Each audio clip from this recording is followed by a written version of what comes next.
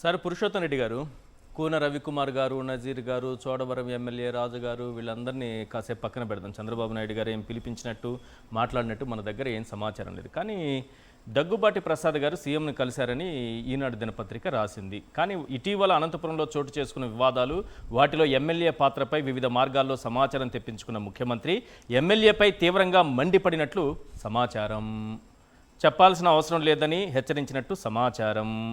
CM ఇష్టపడలేదని తెలిసింది అంటూ వార్త రాసుకొచ్చారు. నా క్వశ్చన్ ఏంటంటే సార్, డైరెక్ట్గా దగ్గుబాటే వచ్చి కలిసిన సందర్భం, ఇద్దరు ఒక సీఎం దగ్గుబాటి ఎమ్మెల్యే ఇద్దరు కలిసినప్పుడు పార్టీకి ఇంత చెడ్డ పేరు వస్తోంది, తన కుటుంబంలోని వ్యక్తినే మహిళనే దూషించినటువంటి వ్యక్తి ఎదురుగా ఉంటే నువ్వు క్షమాపణ చెప్పాల్సిందే.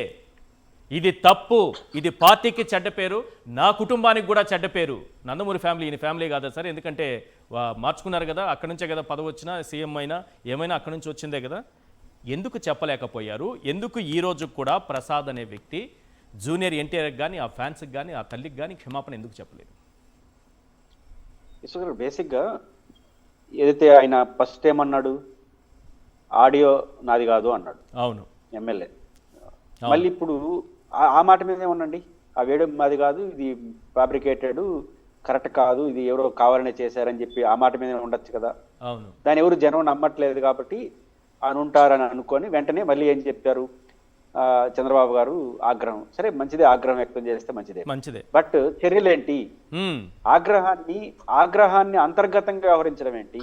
అవును. ఇప్పుడు జూనియర్ ఎన్టీఆర్ గారి తల్లి పట్ల వేసిన వ్యాఖ్యలు, లేదా జూనియర్ ఎన్టీఆర్ గారి పట్ల ఫోన్లో ఆయన చేశారని వస్తున్న వార్తలు ఏదైతే మీడియా ద్వారా వచ్చిందో అది బహిరంగం కదా, అంతర్గతం కాదు కదా. ఒక బహిరంగంగా జరిగిన తప్పుకి బహిరంగానే శిక్ష ఉండాలి. అవును. ఒకవేళ అంతర్గతంగా జరిగిన విషయం అంటే తెలుసో తెలియకుండా జరిగింది, వాయిస్ బయటికి రాకుండా అన్నారంట అని ఇప్పుడు ఎట్లయితే థర్డ్ వర్షన్ రాశారో అట్లే అది కూడా ఉంటే థర్డ్ వర్షన్ లోనే ఖండించవచ్చు, తప్పేం లేదు. బట్ విషయం బహిరంగం పడిన తర్వాత దానికి పరిష్కారం కూడా బహిరంగ వేదిక మీదే ఉండాలి. ఏమంటున్నాము, ఒక మహిళ పట్ల అసభ్యంగా ప్రవర్తించాడు, ఎందుకు కేసు పెట్టరు? కేసు పెట్టమంటున్నాను. క్షమాపణలు ఎవరికి కావాలి? కరెక్ట్. కేసు పెట్టండి. ఫ్యాబ్రికేట్ అంటున్నాడు కదా ఎమ్మెల్యే గారు, అది కూడా తేల్చండి, ఎవరు చేశారో తేల్చండి, ఎంక్వైరీ చేయండి, తేల్చండి. కరెక్ట్. పైపిచ్చి ఇప్పుడు ప్రశ్న ఏంటి, మీ మీద ఆరోపిస్తున్నది వైసీపీ కాదు, వైసీపీ జరిగిన పరిణామం పైన డిమాండ్ చేస్తుంది. అవును. మీ మీద ఆరోపణ చేస్తుంది మీ పార్టీకి సంబంధించిన ఎక్స్ఎమ్మెల్యే, మీరు ఇట్లా చేసే వాళ్ళని ఆయనే అంటున్నాడు. కాబట్టి మీ పార్టీకి సంబంధించిన లీడరే మీరు చేసుంటారని అర్థం వచ్చేట్టుగా ఆయన మాట్లాడుతున్నాడు. వైసీపీ చెప్తుందల్లా బయటికి వచ్చింది కాబట్టి ఏంటి చర్యలు అంటున్నది, ఆ చర్యల గురించి వైసీపీ అంటుంది తప్ప మీరు చేశారు చేయలేదనే విషయాలు ఇతరులు పోవట్లేదు. కాబట్టి బహిరంగంగా ఒక తప్పు జరిగినప్పుడు దానికి రెమెడీ కూడా బహిరంగంగా ఉండాలి. కేసు పెట్టండి, విచారణ జరపండి, తప్పు ఎవరితో తేల్చండి.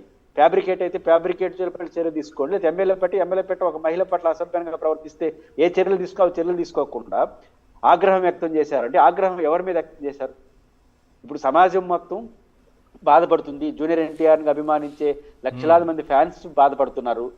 వాళ్ళకి స్వాంతన చేకూరాలన్నా, ఇంకెవరు ఇలాంటి పనులు చేయకుండా ఉండాలన్నా నిర్ణయాలు కూడా బహిరంగంగా ఉండాలి.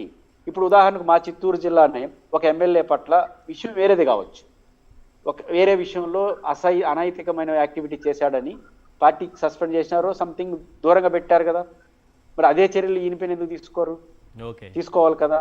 కాబట్టి మనం ఇప్పుడు అదే నెల్లూరు జిల్లా సోమిరెడ్డి మన